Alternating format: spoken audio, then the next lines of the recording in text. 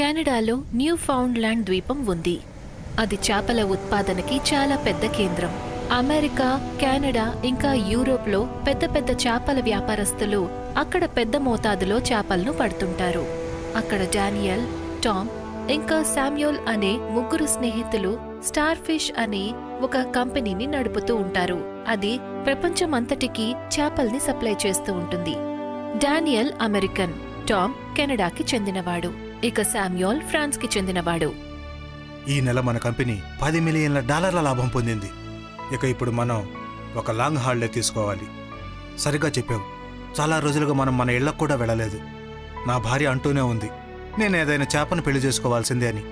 పెళ్లి తర్వాత నేను తనకు చాలా తక్కువ సమయాన్ని కేటాయిస్తున్నాను. మనం 2 నెలల సెలవులు తీసుకుని వెళ్దాం. పని మేనేజర్ చూసుకుంటాడు. డబ్బులు సంపాదించడంతో పాటు జీవితాన్ని కూడా ఎంజాయ్ చేయాలి కదా.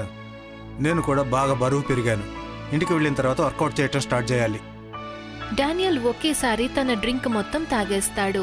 తన గొంతులో ఏదో అడ్డుకున్నట్టుంటుంది.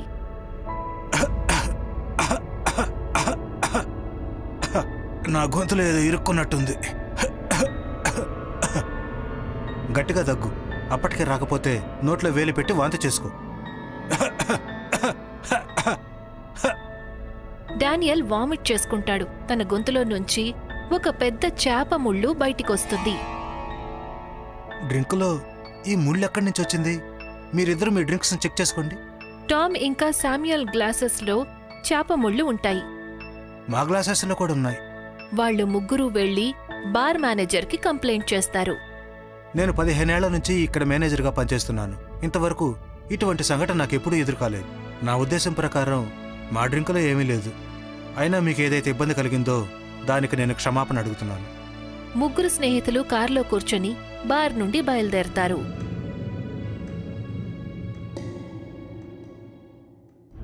మరుసటి రోజు డానియల్ సాల్ట్ లేక్ సిటీలో తన ఇంటికి చేరుకుంటాడు. ఎలా ఉన్నావు శాండా? మీరొచ్చారు కదా, ఇక నేను బానే ఉంటాను. వెల్, కాలేజీలో నీ ఫ్రెషర్ పార్టీ ఎలా జరిగింది? చాలా బాగా జరిగింది డాడ్. నేను నా సీనియర్ అమ్మాయిలతో డాన్స్ కూడా చేశాను. నేను మీకు నా ఫ్రెషర్ పార్టీ వీడియోస్ చూపిస్తాను. నేను కూడా పెద్ద పెద్ద చేపలు పట్టే వీడియోస్ చేశాను. ఇద్దరం కలిసి చూద్దాం పద. డానియల్ ఇంకా విల్ వీడియోస్ చూస్తుంటారు. ఇక శాండా వాషింగ్ మిషన్లో బట్టలు వేస్తూ ఉంటుంది. ఉన్నట్టుండి వాషింగ్ మిషన్లోంచి ఒక పెద్ద చెయ్యి వస్తుంది. అది శాండా చేతిని పట్టుకుంటుంది. అమ్మ గట్టిగా అరిచినట్టుందే. విల్ ఇంకా డానియల్ శాండా దగ్గరికి వెళ్తారు. తను నొప్పితో బాధపడుతూ ఉంటుంది. తన చేతి మీద గాయం ఉంటుంది. నీ చేతికి ఏమన్నా తగిలిందా? వాషింగ్ మిషన్ లోపల ఏదో భయంకరమైన జీవి ఉంది. అదే నా చెయ్యి పట్టుకుంది.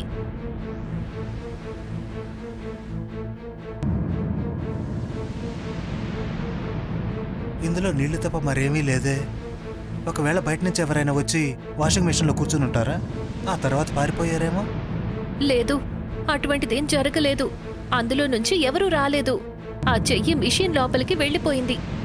ఎక్కువగా గాయమేం కాలేదు కాబట్టి కొన్ని రోజుల్లో తగ్గిపోతుంది. రాత్రి అయింది కదా, వెళ్ళి విశ్రాంతి తీసుకో. కంగారు పడుకు. బట్టలు రేపు ఉదయం ఉతుక్కోవచ్చు. వెల్, నువ్వు కూడా వెళ్ళి పడుకో. మిగతా వీడియోస్ రేపు చూద్దాం.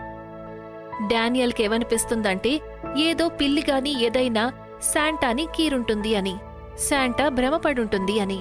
అందుకని తను శాంటా మాటని సీరియస్గా తీసుకోడు. తను నిద్రపోతాడు. డానియల్ కొడుకు విల్ చాలాసేపు మొబైల్లో చూస్తూ ఉంటాడు. తను పడుకోవడానికి ముందు టాయిలెట్కి వెళ్తాడు. తను చూసేసరికి టాయిలెట్ సీట్ లోపల నీళ్లలో ఒక నల్లని చేప తిరుగుతూ ఉంటుంది. విల్ సరిగ్గా చూడటం కోసం తన మొహాన్ని టాయిలెట్ సీట్ లోపల వరకు పెడతాడు. టాయిలెట్ సీటు లోపల నుంచి 2 భయంకరమైన చేతులు వస్తాయి. ఆ చేతులు విల్ తలని పట్టుకుంటాయి. నాన్న కాపాడండి. డానియల్ ఇంకా శాండా వెంటనే టాయిలెట్లోకి వెళ్తారు. వాళ్ళు ఎంతో కష్టపడి విల్ని చేతుల్లో నుంచి విడిపేస్తారు. చేతులు టాయిలెట్ సీట్ నీళ్లలోకి మళ్లీ వెళ్లిపోతాయి. మీరు చూశారు కదా డానియల్, నేను చెప్పాను కదా, అది నీళ్లల్లో నుంచి వచ్చే ఏదో జీవి. అది ఎలా మన ఇంట్లోకొచ్చిందో నాకేం అర్థం కావడం లేదు. తన చేతులు చూస్తే అది చాలా పెద్దదిగా అనిపిస్తుంది. మనం నీళ్ల విషయంలో చాలా జాగ్రత్తగా ఉండాలి. మనం మన పొరుగు వారితో కూడా దీని గురించి మాట్లాడటం చాలా మంచిది.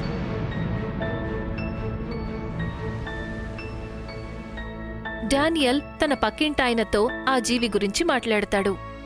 లేదు, మా ఇంట్లో అయితే అటువంటి సంఘటన ఏమీ జరగలేదు. మీరు చాలా పెద్ద పెద్ద చేపలు పడతారు కదా, ఆ జీవిని కూడా పట్టుకోండి, అదేం పెద్ద విషయం కాదు కదా. అక్కడ టామ్ ఇంకా అతని భార్య తన తల్లికి 100వ పుట్టినరోజు జరపడానికి ఏర్పాట్లు చేస్తూ ఉంటారు. వస్తువులన్నీ వచ్చేసాయి, కేక్ మాత్రమే రావాలి.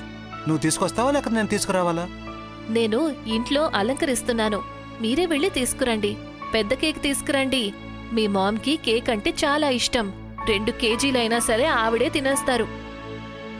టామ్కి కేక్ తీసుకురావడానికి ఆలస్యం అవుతుంది. చీకటి పడుతుంది. టామ్ కార్ ఒక చెరువు పక్క నుంచి వెళ్తూ ఉంటుంది. టామ్ దృష్టి చెరువు మీద పడుతుంది. చెరువులో ఒక ఆకృతి కనిపిస్తుంది. అది అతన్ని పిలుస్తూ ఉంటుంది. టామ్ దాన్ని ఇగ్నోర్ చెయ్యలేకపోతాడు. తను కార్ ఆపి చెరువు దగ్గరికి వెళ్తాడు. చెరువు మధ్యలో నిలబడి ఉన్న ఆ ఆకృతి చెరువు లోపలికి వెళ్ళిపోతుంది. విచిత్రంగా కనిపించిన ఆకృతి ఏమైంది?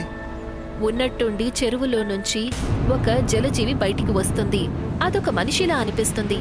టామ్ దాన్ని చూడగానే ఎంతగానో భయపడిపోతాడు. తను గట్టిగా అరవలేకపోతాడు. ఆ జీవి టామ్ని లాక్కుంటూ చెరువులోకి తీసుకువెళ్ళిపోతుంది. టామ్ కళ్ళు తెరిచేసరికి తను తన గదిలో ఉంటాడు. నాకేమైంది అసలు? మీరు చెరువు ఒడ్డున స్పృహ లేకుండా పడున్నారు. ఒక మనిషి మిమ్మల్ని కార్ని ఇక్కడికి తీసుకొచ్చి వదిలి వెళ్లారు. నేను చెరువులో ఒక వింత ఆకృతిని చూశాను. మనిషిలా ఉన్నాడు, కానీ అతను మనం ఆక్వామ్యాన్ అనొచ్చు. మీరు కార్లో నుంచి దిగి చెరువు దగ్గరికి ఎందుకు వెళ్లారు? రాత్రి 2 అయ్యింది. కేక్ కట్ చేసే టైం అయితే దాటిపోయింది. అయినా కేక్ కట్ చేయలేదు. మీరు స్పృహలోకి ఎప్పుడొస్తారా అని ఎదురు చూస్తూ ఉన్నాము.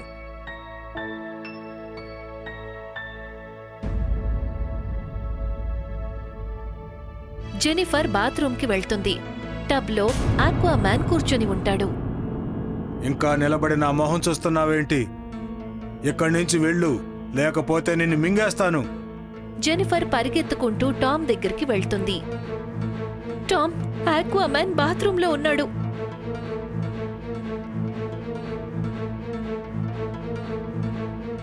టామ్ ఎప్పుడైతే బాత్రూంలోకి వెళ్తాడో ఆక్వామ్యాన్ అక్కడ కనిపించడు.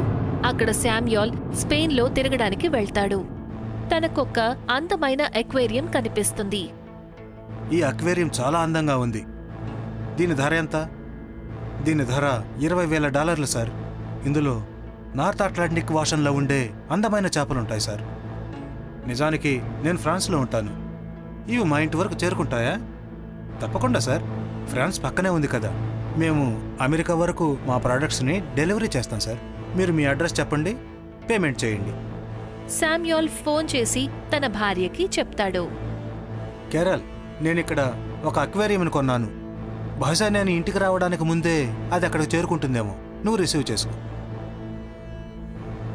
కొన్ని రోజుల్లోనే ఎక్వేరియం శామ్యూల్ ఇంటికి చేరుకుంటుంది. క్యారల్ దాన్ని తమ బెడ్రూంలో పెట్టిస్తుంది. నేను ఇంట్లో ఒంటరిగా ఫీల్ అవుతున్నాను శామ్యూల్. ఎక్వేరియం వచ్చింది, ఇక మీరు కూడా రండి. నేను చెప్పాను కదా నాతో పాటే రమ్మని. సరే, నేను 2 రోజుల్లో వచ్చేస్తాను. క్యారల్ రాత్రివేళ నిద్రపోతూ ఉంటుంది. అప్పుడు తనకి ఉన్నట్టుండి ధమ్ ధమ్ అని శబ్దం వినిపిస్తుంది. గది మొత్తం చీకటిగా ఉంటుంది. క్యారల్ చూసేసరికి ఎక్వేరియం లోపల ఎవరో కూర్చుని ఉంటారు. క్యారల్ లేచి లైట్ ఆన్ చేస్తుంది. ఎక్వేరియంలో ఎవరూ కనిపించరు. తను చాలాసేపటి వరకు ఎక్వేరియంని చూస్తూనే ఉంటుంది. ఆ తర్వాత నిద్రపోతుంది. ఈసారి తన మొహం మీద నీళ్లు పడతాయి. అప్పుడు తను నిద్రలేస్తుంది. క్యారల్ మళ్లీ లైట్ వేసి చూస్తుంది. తన మొహం మీద నీళ్లు కాదు, రక్తపు చుక్కలు ఉంటాయి. ఎక్వేరియంలో ఆక్వామ్యాన్ కూర్చొని ఉంటాడు. నన్ను ఇక్కడి నుంచి త్వరగా బయటకు తీసుకువెళ్ళు, లేకపోతే నేను చనిపోతాను. త్వరగా కానివ్వు.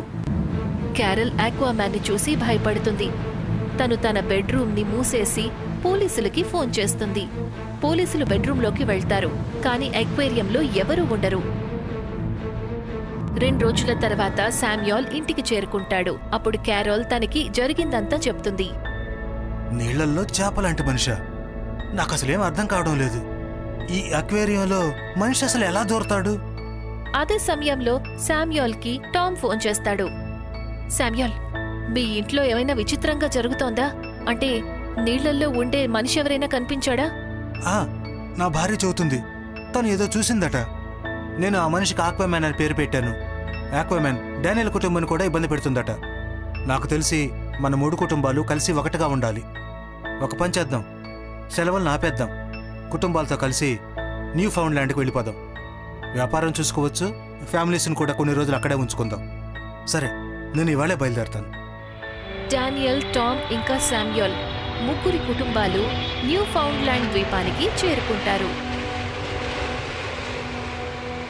ఈ అపార్ట్మెంట్ చాలా పెద్దది. మనం కొన్ని రోజులు ఒకటిగా ఇక్కడే ఉందాం. మేము ముగ్గురం బోట్లో వెళ్తున్నాము. అంతవరకు మీరు కావాలంటే కిట్టి పార్టీ చేసుకోవచ్చు. డానియల్, టామ్, శామ్యూయల్ షిప్లోకి వెళ్తారు. మేనేజర్ చెప్పారు, కిందటి వారం 10 క్వింటాల్ చేపలనే పట్టుకున్నారట. అందుకని మనం ఇవాళ సముద్రం మధ్యలోకి వెళ్లి చేపలు పట్టుకుందాం. వాళ్ళు ఎక్కువ ముందుకు వెళ్లలేకపోతారు. దారిలోనే షిప్పు పాడవుతుంది. బహుశా ఇంజిన్లో ఏదో ప్రాబ్లం వచ్చినట్టుంది. నేను వెళ్ళి చూసొస్తాను. ఉన్నట్టుండి షిప్ ఫ్లోరింగ్ విరుగుతుంది. అందులో నుంచి ఆక్వామ్యాన్ బయటికి వస్తాడు. ఆక్వామ్యాన్ చేపలాగా ఎగురుతూ శామ్యూయల్ మీదికి దూకుతాడు. శామ్యూయల్ గట్టిగా అరిచేసరికి తన అరుపు విని ఆక్వామ్యాన్ మళ్లీ లోపలికి వెళ్లిపోతాడు. షిప్లో 4 వైపులా వలలు విసరండి. అతను వలలో ఇరుక్కుంటాడు. షిప్కి అన్ని వైపులా వలలు విసురుతారు. ఎన్నో గంటలు కష్టపడిన తరువాత ఆక్వామ్యాన్ వలలో ఇరుక్కుంటాడు. ఎవరు నువ్వు? మమ్మల్ని ఎందుకు ఇబ్బంది పెడుతున్నావు? ఆక్వామ్యాన్ మొహం ఒక మనిషి మొహంలా మారిపోతుంది. బ్రాడ్, నువ్వా? అవును, నేనే. గోల్డెన్ ఫిష్ కంపెనీ యజమాని. 5 ఏళ్ల క్రితం నా కంపెనీ గ్రోత్లో మీ కంపెనీల కంటే చాలా అభివృద్ధి చెందింది. అప్పుడు మీరు నా బోట్ని అట్లాంటిక్ ఓషన్లో ముంచేశారు. నేను అదే బోట్లో ఉన్నాను. సముద్రంలో నా శవం కుళ్ళిపోయింది. చేపలు దాన్ని తినేశాయి. అందుకే నా ఆత్మ మీ ముగ్గురి మీద పగ తీర్చుకోవడానికి ఈ భయంకర రూపం పొందింది. మమ్మల్ని క్షమించు బ్రాడ్. మేము చేసిన దానికి మేము చాలా చింతిస్తున్నాం. నేను మిమ్మల్ని ఎప్పుడు వదులుతాను అంటే మీరు నా కుటుంబానికి $50 మిలియన్ల ఇచ్చినప్పుడు. ఇప్పుడు నా ఫ్యామిలీకి డబ్బులు చాలా అవసరం. డానియల్, టామ్ ఇంకా శామ్యూయల్ బ్రాడ్ కుటుంబానికి $50 మిలియన్ ఇస్తారు. అప్పుడు బ్రాడ్ ఆత్మకి శాంతి లభిస్తుంది. అతను శాశ్వతంగా మాయమైపోతాడు.